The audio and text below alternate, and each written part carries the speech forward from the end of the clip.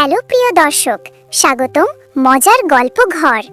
একটা ছোট্ট অনুরোধ, আমাদের এই মজার গল্প ঘর পেজটাকে ফলো করে রাখুন আর ইউটিউবে সাবস্ক্রাইব করে দিন। সাবস্ক্রাইব করলে নতুন কার্টুন গল্পের ভিডিও আপনার কাছে সবার আগে পৌঁছে যাবে। চলুন আজকের সুন্দর গল্পটা শুরু করি।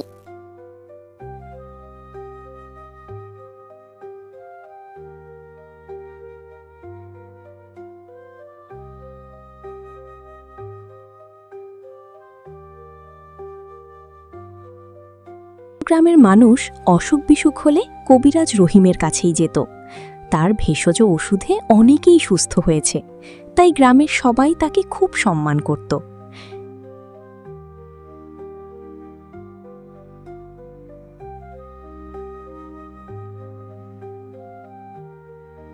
একদিন খবর এলো শহর থেকে একজন এমবিবিএস ডাক্তার গ্রামে আসছেন।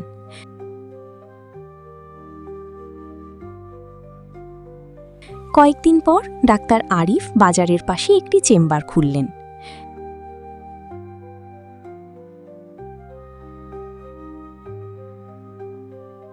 গ্রামের লোকজন বলাবলি করতে লাগল, এবার আধুনিক চিকিৎসাও পাওয়া যাবে।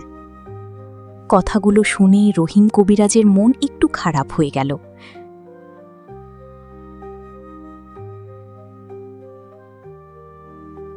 তাহলে কি সবাই আমাকে ভুলে যাবে? ডাক্তার আরিফ খুব যত্ন করে রোগী দেখতেন। অল্প সময়েই তার চেম্বারে ভিড় বাড়তে শুরু করল। অন্যদিকে কবিরাজ রহিমের কাছেও আগের মতো মানুষ যেত।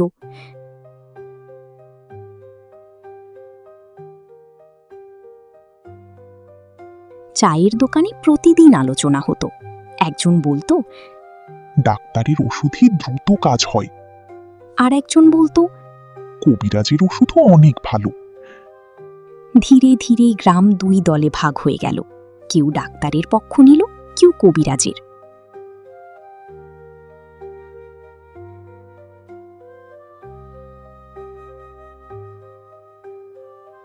একদিন একজন রোগীকে দেখে ডাক্তার আরিফ বললেন, আরও আগে চিকিৎসা নিলে ভালো হতো। কথাটা একজন লোক ঘুরিয়ে কবিরাজের কাছে বলল। ডাক্তার বলেছে কবিরাজ কিছুই বোঝে না। কথা শুনে রহিম রেগে গেলেন।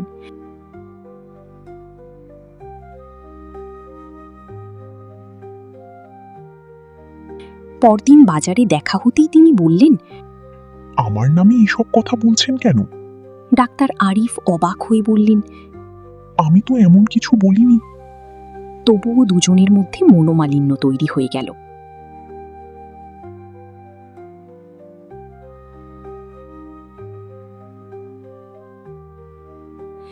এক রাতে গ্রামের এক শিশুর হঠাৎ প্রচণ্ড জ্বর উঠল।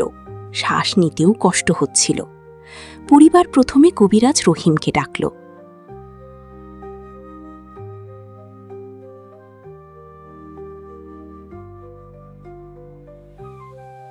শিশুকে দেখে তিনি বললেন, দেরি করা যাবে না, এখনই ডাক্তারকে ডাকুন। ডাক্তার আরিফ এসে পরীক্ষা করে বললেন, হাসপাতালে নিতে হবে। দুজনের পরামর্শে শিশুটিকে হাসপাতালে ভর্তি করা হলো।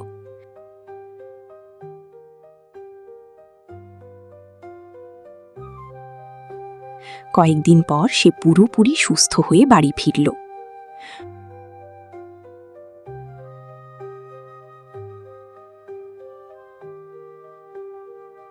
করিম নামের এক ওষুধ ব্যবসায়ী ছিল। সে চাইতো গ্রামের মানুষ শুধু তার দোকান থেকেই ওষুধ কিনুক। তাই সে গোপনে দুজনের নামে মিথ্যা কথা ছড়াতে শুরু করল।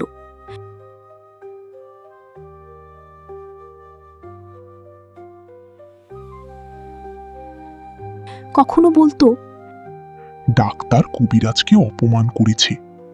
আবার কখনো বলতো, কবিরাজ ডাক্তারের বিরুদ্ধে কথা বলেছে। এইভাবে সে ঝগড়া বাড়িয়ে তুলছিল।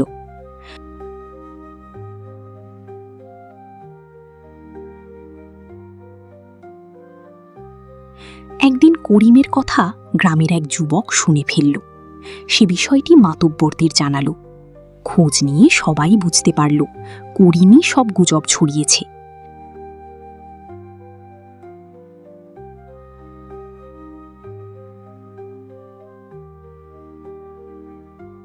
গ্রামের লোকজন তাকে ডেকে বলল, মানুষের ক্ষতি করে ব্যবসা করা লজ্জার ব্যাপার। করিম মাথা নিচু করে নিজের ভুল স্বীকার করল।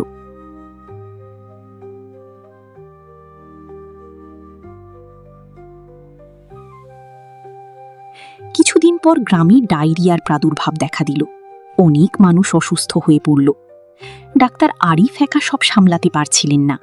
তখন রহিম কবিরাজ নিজে এসে বললেন, মানুষের বিপদের সময় ঝগড়া নয়, সহযোগিতা দরকার। দুজন মিলে দিন রাত কাজ করতে লাগলেন। গ্রামের মানুষও তাদের সাহায্য করল।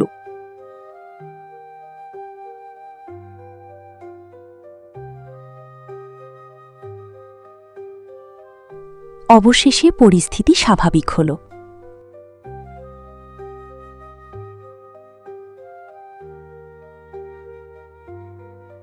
ডাক্তার আরিফ একজন ভালো চিকিৎসক, আমি তাকে সম্মান করি। ডাক্তার আরিফ হাসি মুখে বললেন, রহিম চাচার অভিজ্ঞতা আমাদের সবার জন্য মূল্যবান। সেদিনের পর থেকে ডাক্তার আর কবিরাজের মধ্যে আর কোনো বিরোধ রইল না। যে রোগের জন্য ডাক্তার দরকার, রোগী সেখানে যেত। আবার সাধারণ সমস্যায় অনেকেই কবিরাজের পরামর্শও নিত। গ্রামের মানুষ একটি বড় শিক্ষা পেল।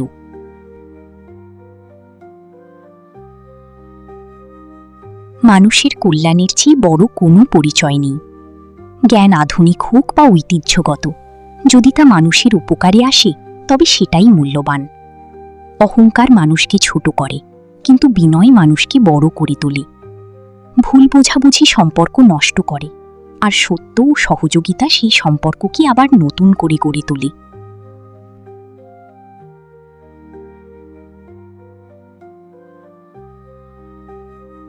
ডাক্তার আরিফ এবং রহিম কবিরাজ বুঝতে পেরেছিলেন, একজন আরেকজনের প্রতিদ্বন্দ্বী নন, বরং দুজনেই মানুষের সেবক। একজনের জ্ঞান ছিল আধুনিক চিকিৎসা বিজ্ঞানী, আর অন্যজনের ছিল দীর্ঘদিনের অভিজ্ঞতা ও ভেষজ চিকিৎসার জ্ঞান। যখন তারা একে অপরকে প্রতিপক্ষ না ভেবে সহযোগী হিসেবে গ্রহণ করলেন, তখনই গ্রামের মানুষের প্রকৃত উপকার হল। জীবনে আমরা অনেক সময় অন্যের সাফল্য দেখে নিজেকে ছোট মনে করি, অথবা ভাবি কেউ আমাদের স্থান কেড়ে নেবে। কিন্তু প্রকৃত সত্য হল, অন্যের ভালো কাজ আমাদের মূল্য কমিয়ে দেয় না। বরং আমরা যদি একে অপরের ভালো দিকগুলোকে সম্মান করতে শিখি, তাহলে সমাজ আরও সুন্দর ও শক্তিশালী হয়ে ওঠে। মনে রাখবেন, মানুষের পাশে দাঁড়ানোই সবচেয়ে বড় কাজ। যে মানুষ নিজের স্বার্থের আগে অন্যের উপকারের কথা ভাবে, মানুষের দুঃখে পাশে থাকে এবং প্রয়োজনে সহযোগিতার হাত বাড়িয়ে দেয়, সেই প্রকৃত অর্থে মহান মানুষ। তাই হিংসা নয়, সহযোগিতা; অহংকার নয়, বিনয়; বিভেদ নয়, ঐক্য। এই তিনটি শিক্ষাই আমাদের জীবনকে সুন্দর ও অর্থবহ করে তুলতে পারে। আর যে হৃদয়ে মানবতা থাকে, সেই হৃদয়ই পৃথিবীর সবচেয়ে বড় সম্পদ।